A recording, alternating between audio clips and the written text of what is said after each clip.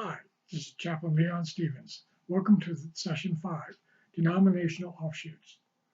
Some religions believe that Jesus is not God. The Seventh-day Adventists, for instance, believe that he is God's son, but inferior to God. The Mormons believe that Jesus is the literal spirit brother of Lucifer, a creation of God.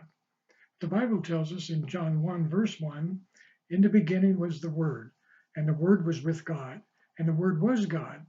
He was in the beginning with God, and all things were created through him, and without him nothing was created that was created.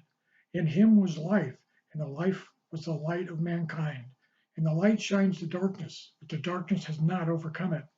The Word became flesh and dwelt among us, and we saw his glory, and the glory as the only Son of the Father, full of grace and truth."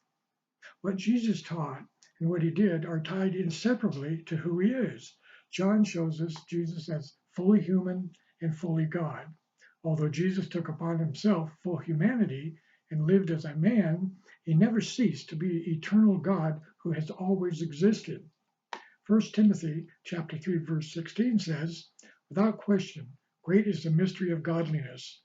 God was revealed in the flesh, justified by the Spirit, seen by angels, preached to the Gentiles, believed on in the world, taken up into glory." The Old Testament even foretells of Jesus being God. Isaiah chapter 9, verse 6 says, "For unto us a child is born, unto us a son is given, and the government shall be upon his shoulder, and the name shall be called Wonderful Counselor, Mighty God, Eternal Father, Prince of Peace." This was a time of great darkness in the world, and God promised to send a light who would shine on everyone in the shadow of death. He is both mighty God, all-powerful, and Counselor, all-loving. This message of hope was fulfilled by the birth of Jesus and the establishment of his eternal kingdom. Jesus is the eternal Son, is the second part of the Trinity. He has two natures. He is God in the flesh and man, and is the creator of all things, as told in Colossians chapter 1, verse 15. He is the image of the invisible God and the firstborn of every creature.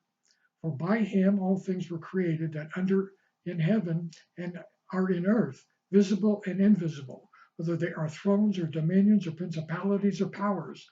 All things were created by him and for him. He is before all things, and in him all things hold together.